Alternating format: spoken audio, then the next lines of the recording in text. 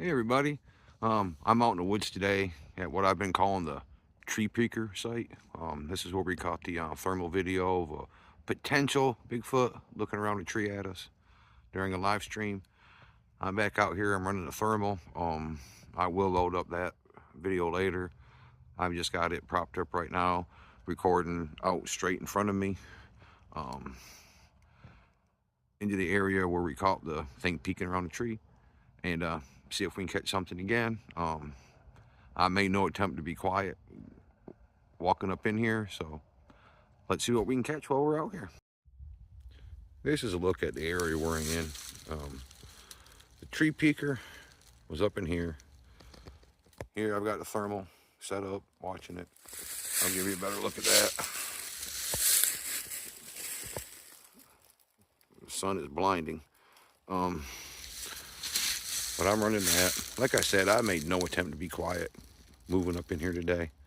I'm hoping that whatever's out there is still curious, and he's gonna be sneaking in on us and peeking around the tree to see if he can get a better look at us, and while we're trying to get a better look at him. It's kind of a wet mess up in here right now. It's not horrible. I've actually seen it worse. It's actually a very beautiful sight. I like being up in here. I'll give you a panorama 360 view of where I'm at.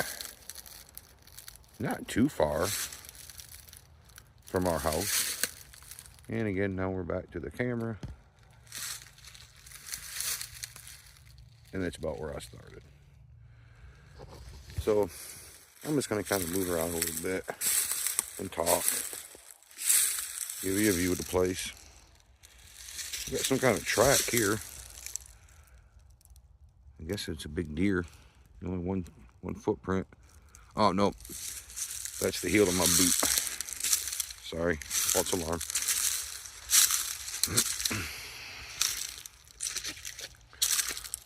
But I think I've said it before in one of my videos of if I was a Sasquatch, this is probably where I'd want to live. I love the wetlands, and it is gorgeous up in here. Come the summer months, it'll dry up a little bit, and you can actually walk through without getting muddy. But I did wear my mud boots today. So if I decide I want to come walking up in here, I can have at it. Walk to the water's edge here. Kind of surprised that there's no deer tracks out here today. You can hear a woodpecker off in the distance. Pileated woodpecker. Working on a tree. I'll zoom in a little bit. Let me see what it's like up in there. It's thick.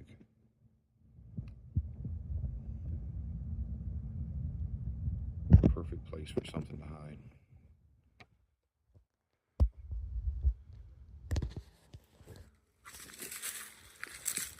Perfect place for a hair-covered bipedal creature to be hiding right now. So I've done a few videos about what I think a Bigfoot is, and let's take a second and talk a little bit more about that while we're letting the thermal run. So what is a Bigfoot? I mean, that's a really good question, and it's something we really don't know. I mean, there's so many theories out there, and there's so many people that think they're right, that think they know what a Bigfoot is. But really, what is it? My belief, and the belief of the Southern Sasquatch Project, is that it's a flesh and blood creature. Probably something closely related to gorillas, but probably not a gorilla. Obviously, because it's bipedal and much larger than a gorilla. It probably crossed the Bering Land Bridge back when, you know, the glaciers are covering the North America, and it crossed from modern day Russia into modern day Alaska. Modern humans got here that way. a lot of creatures got to North America, South America, of course Central America, traveling the Bering Land Bridge. And it's probably habitated here for tens of thousands of years, if not hundreds of thousands of years. Does it have magical powers? I personally haven't seen anything or heard anything myself to that effect. However, a lot of people claim it does, but I don't know. I got to remain open-minded to that, because without a body, without something to study, without one of these creatures right in front of us, we'll never really know what it is. So all I can share is our beliefs, and it's hard to pinpoint what it is when you don't know. I know you can look at one and say what you think it is. You can hear the stories and try to figure out what you think it is. I think it's going to take a lot more investigation than has already been put forth. And I'm not just talking about me and my group of people. I'm talking about all together. And there is a substantial amount of evidence out there.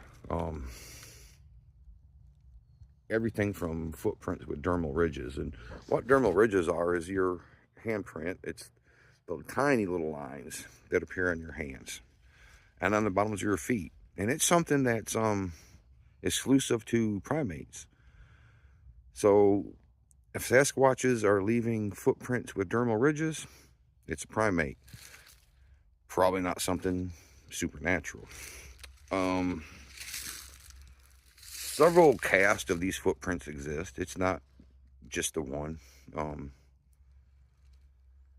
they've been studied by footprint experts who seem to all agree that they'd be very difficult to fake, having the dermal ridges. There's also been some hair samples that can't be identified. Now, hair is very tough to get DNA out of. Not impossible, but nearly impossible to extract DNA from hair, and that's any animal hair. They go by the makeup of the hair and what it resembles. And there have been hairs collected that don't resemble any creature that's on file. And in North America, pretty much everything that's out there that's covered in fur or hair is on a file. And there are some that exist that they don't know what they are. I'm trying to wedge my phone up in there. I guess that's not going to work. What else is there? There's been scat found, which, if you don't know what scat is, it's their waste, to put it nicely. That's been found, collected, and analyzed. There's been handprints. The skookum cast, which is a full body of potential Bigfoot laying down, trying to pick up some apples. Some investigators from the BFRO, I believe, had put out. So the evidence is out there, and I can continue on with more, with sound recordings, things that, again, don't match any known creatures. It's not an elk, it's not an owl or a coyote or a wolf or a coy wolf. It's just something that doesn't exist, and science can't put its finger on it. But science doesn't want to touch the subject, and I guess it's for good reason. They don't want to face the ridicule that somebody like me faces, and something that a lot of believers who publicly say, yeah, I believe in Bigfoot, you know what I'm talking about. You face some ridicule. Mainstream scientists don't want to have to deal with that, and I guess it's understandable. There's been a few. Grover Krantz was really the first one who tackled the subject, and Um, Jeff Meldrum, he was huge. He was actually a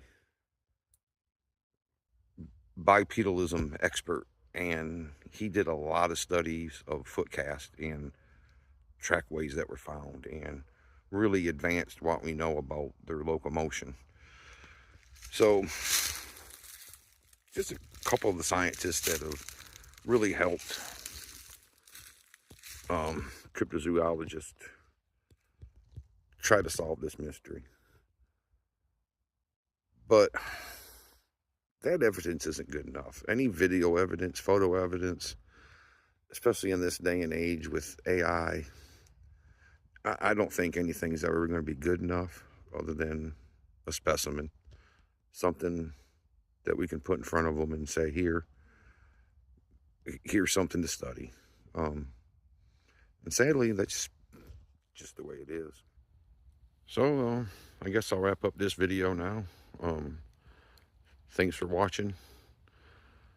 I hope you got something out of what I said about finding a body or producing our own body, as it were. Because that kind of brings you to a debate that rages on in the bigfooting world, to kill or no kill. You know, it's like you got to pick a side on that one. Of course, to kill is, let's kill one of these creatures so we can give it to science, so that they can study it, identify it, name it, classify it, all the things they have to do, and get it recognized. And it'll be put on probably an endangered species list, because obviously they're pretty rare. And that would be important because it would get them and their habitats protected if they were endangered species. Of course, that wouldn't be real popular with a lot of people if their habitats were protected. I don't think protecting the Bigfoots themselves is necessarily real important, because, well, they seem to do a pretty good job by themselves, don't they? But their habitat is, that's important. Their habitats are disappearing more and more every day. But like I said, it wouldn't be a real popular move with some people. People involved in the lumber, mining, and oil industries would have to give up some of their land and ultimately some of their money, and that would not be popular with some ultra wealthy people, including some of our politicians from both sides of the aisle. It would not be a very popular move. So, that's what it is. So that's what the kill people want to do, though. The no kill, they just want to observe it and hope that something that we find as far as evidence is substantial enough to get these creatures recognized. Like I said earlier, that's kind of a sketchy situation, because out of all the evidence that exists so far, none of it's been good enough.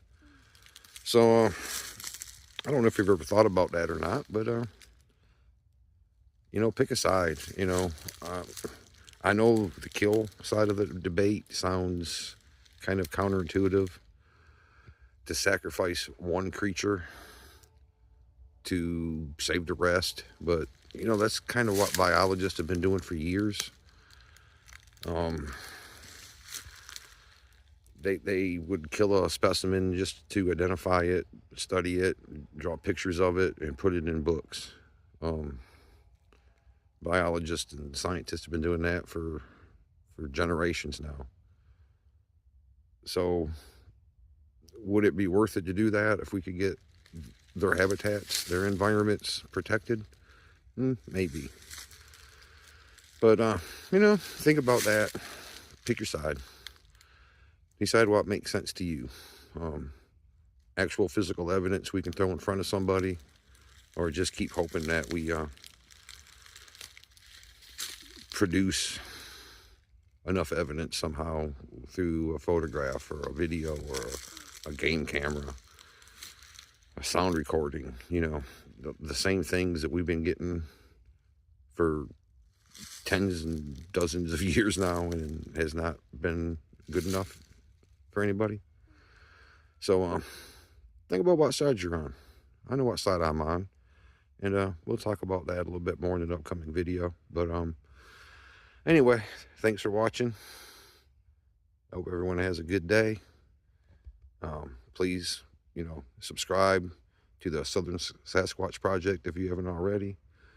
We do appreciate all the support we've got so far. We're well over 300 now, and I hope that continues to grow. But you know, this channel is not about views. It's not about watch hours, though. This channel is about, I guess, educating people who aren't really educated about what we're out here doing. From time to time, you'll see my grandkids out here, because this can be a family-friendly activity. Something that, you know, if you're willing to take your kids camping or hiking, why wouldn't you be able to take them to do this, you know? But we not only want to show people what we're doing, but educate them. Let them see what's gone on throughout history with these things. And we're slowly, you know, revealing that through our videos. And there's much more to come. Much more to come from this channel. We'll be going live from an investigation. Later next month, we're going to have a big investigation that isn't happening here. It's a site that we've never been to before, that's supposed to be a super hot spot. So hopefully we'll get some good video out of there. Anyway, again, thanks for watching. Enjoy the rest of your day.